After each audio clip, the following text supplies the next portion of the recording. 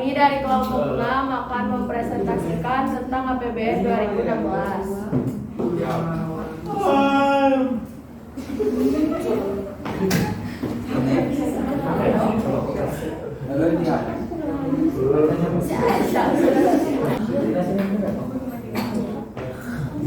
APBN 2016, anggaran pendapatan dan belanja negara tahun anggaran 2016 adalah rencana keuangan pemerintah negara Republik Indonesia oleh Dewan Perwakilan Rakyat untuk tahun 2016. Rancangan Undang-Undang APBN 2016 disampaikan oleh Presiden Joko Widodo pada rapat paripurna DPR RI tanggal 14 Agustus 2015. Pengesahan RUU APBN 2016 oleh DPR ditargetkan akan dilaksanakan pada tanggal 22 Oktober 2015, namun ditunda hingga akhirnya disahkan oleh DPR tanggal 31 Oktober 2015. Penundaan pengesahan APBN 2016 akibat hampir semua fraksi di DPR menyoroti asumsi penerima fiskal yang terlampau optimis dan yang paling mengemuka adalah penyertaan modal negara atau PMN yang akan disuntikan kepada 26 BUMN.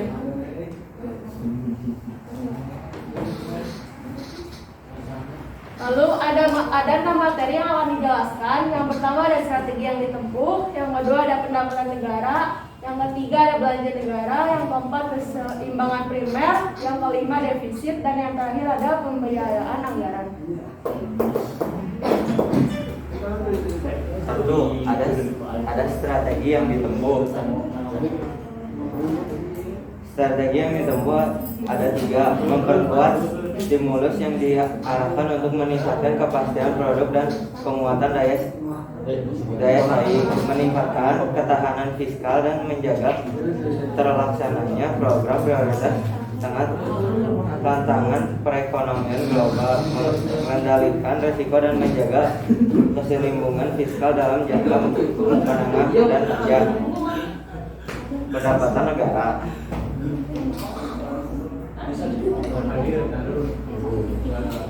Pendapatan negara. Target pendapatan negara dalam APBN tahun 2016 ditetapkan sebagai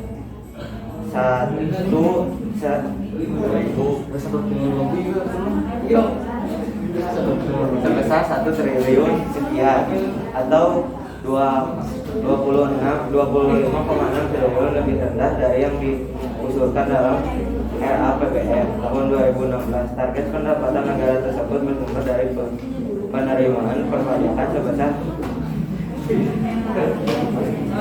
1 triliun lebih dan penerimaan negara bukan pajak sebesar 273,8 triliun. Rasio penerimaan negara terhadap PDB atau tax ratio dalam tahun 2016 sebesar 13,11%. Ini persentase pendapatan negara. Target pendapatan negara naik 60 triliun dari APBN 2016, tumbuh sebesar 57,4 triliun. Masih lamanya ICP dan harga komoditas menyebabkan pendapatan yang bersumber dari sumber daya alam mengalami penurunan dari target APBN 2015. Target penerimaan perpajakan direncanakan secara realistis dengan mendasar pada kondisi perekonomian terkini dan dukungan pelaksanaan kebijakan dan administrasi perpajakan yang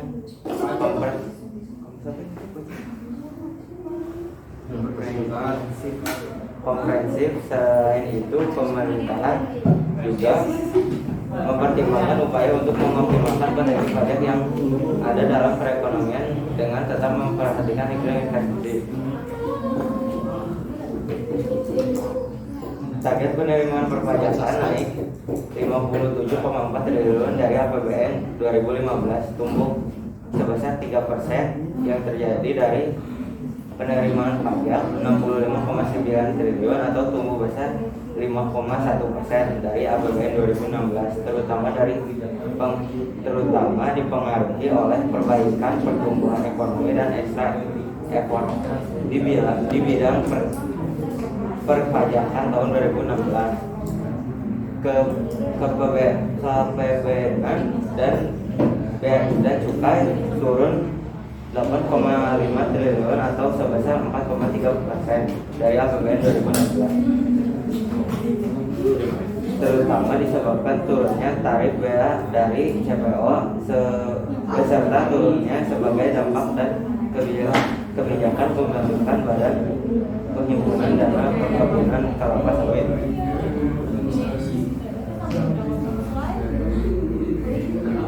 Target PBN naik 4,8 triliun, tumbuh besar 1,8% dari APBN 2015, antara lain disebabkan oleh PNBP sumber daya migas turun 2,7 triliun, antara lain dipengaruhi melemahnya harga minyak mentah.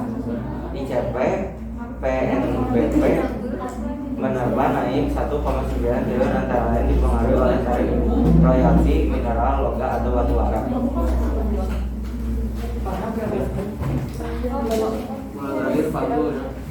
Yang bagian ketiga itu belanja negara.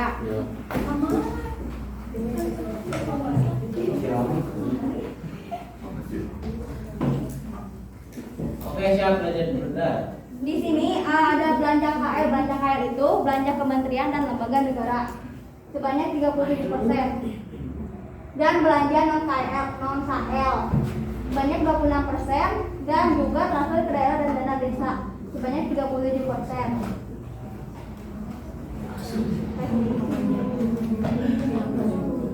Nah, di slide selanjutnya yang paling besar itu yaitu belanja pemerintah pusat menurut fungsi.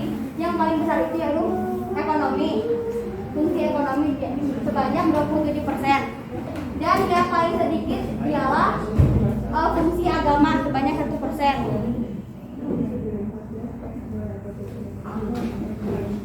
Belanja pemerintah pusat menurut jenis, ada belanja pegawai, belanja barang, belanja modal, belanja pembayaran bunga utang, belanja subsidi, belanja hibah, belanja bantuan sosial, dan belanja lain-lain.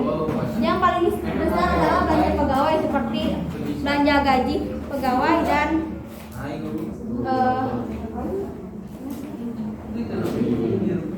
tunjangan uang representasi.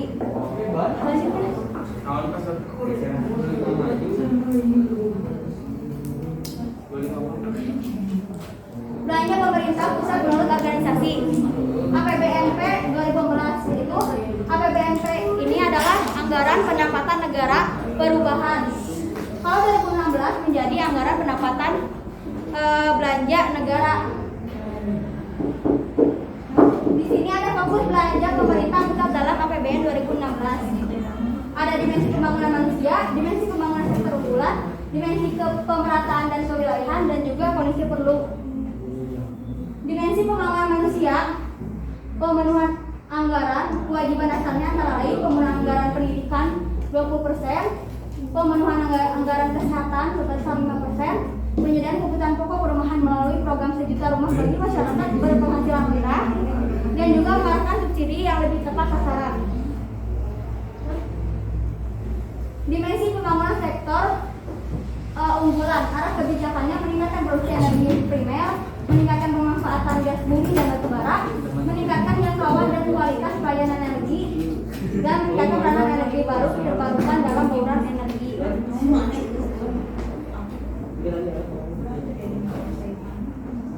Dimensi pemerataan dan kewilayahan, menyelaraskan kebijakan desentralisasi fiskal dengan mengalihkan alokasi dana dekonstruksi atau tugas pembantuan, peningkatan kesejahteraan masyarakat yang miskin dan tidak mampu, perluasan cukupan penerimaan bantuan tunai bersyarat menjadi 6 juta KSM, perluasan dan penajaman program KUR.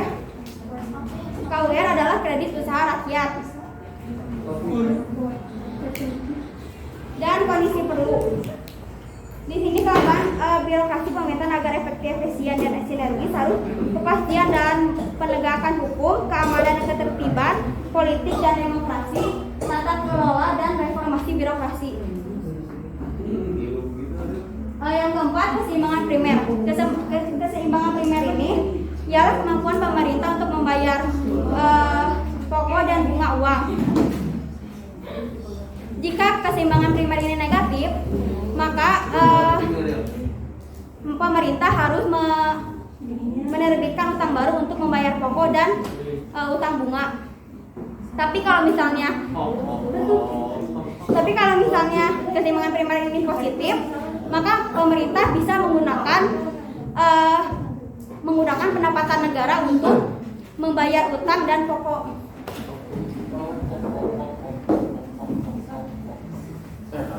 Defisit APBN 2016 realisasi belanja pemerintah pada tahun 2016 sebesar 1.850 triliun, sementara pendapatan hanya mencapai 1.551,8 triliun. Hasil anggaran pendapatan dan belanja negara 2016 terjadi sebesar 307,7 triliun terhadap produk domestik bruto PDB.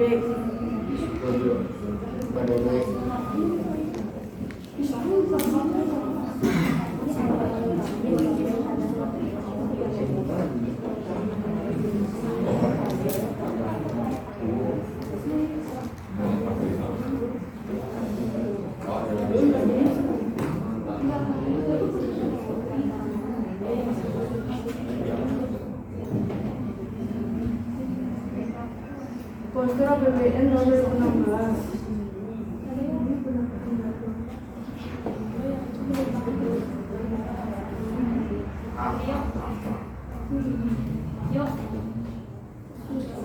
Defisit surplus defisit anggaran adalah 23,3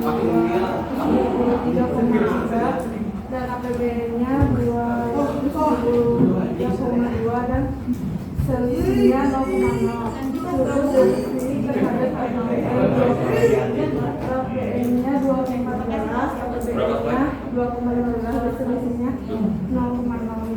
Kamu dapat? Belum.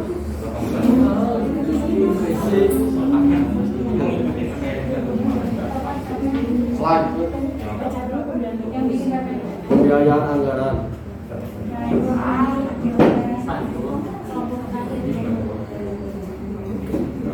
Pembiayaan anggaran, angka negatif pada non utang dan non perbankan dalam kredit menunjukkan nilai komponen pengeluaran dibayar dalam lebih besar dari komponen penerimaan.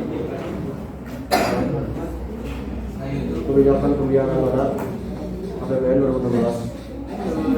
1.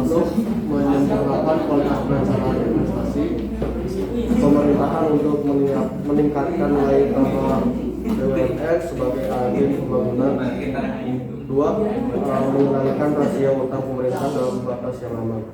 3. Membuka akses pembiayaan pembangunan dan investasi kepada masyarakat secara luas. 4. Mengoptimalkan dana kelola BUMN dalam pembiayaan pembangunan akses sektor UMKM, perumahan murah dan pendidikan. 5. Memprioritaskan skema kerjasama pemerintah swasta atau KPS untuk mendukung pembangunan infrastruktur. 6. Memberikan penjaminan dalam rangka percepatan pembangunan infrastruktur. 7. Mendukung program peningkatan akses terhadap pendidikan dan penyediaan kebutuhan bagi masyarakat berpenghasilan rendah atau PMBN.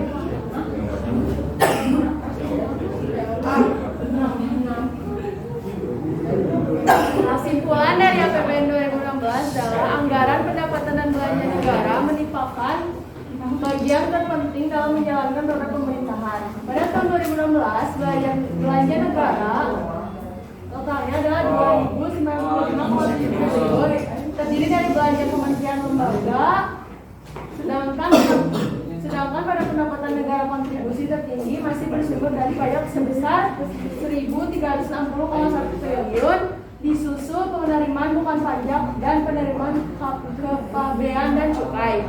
Dari struktur belanja negara dapat terlihat bahwa pemerintah memilih menggunakan strategi pertumbuhan dengan pemerataan. Hal ini dapat dilihat proporsi belanja negara pada kedua pos ini hampir sama. Sebenarnya pada arah kebijakan belanja negara terdapat beberapa kesamaan antara APBN tahun 2015 dengan tahun 2016. Misalnya saya pada APBN tahun 2016 dan tahun 2016 terdapat kebijakan untuk meningkatkan kesejahteraan masyarakat miskin dan tidak mampu. Namun untuk melaksanakan kebijakan ini pemerintah menggunakan program yang berbeda. Pada tahun 2016 pemerintah pemerintah menggunakan program klaster 1, 2, 3, dan 4. PKH, RTSM, dan program KUMKM. Sedangkan di tahun 2016 pemerintah menggunakan program KIP dan KIS. Lalu ada contoh objek yang dibiayai APBN 2016. Yang pertama ada proyek LRT yang dibiayai APBN tahun 2016. Dan yang kedua ada pembangunan tol Cisumdawu yang dibiayai juga oleh APBN 2016. Dan yang terakhir ada pembangunan irigasi sawah Lawe yang dibiayai APBN 2016.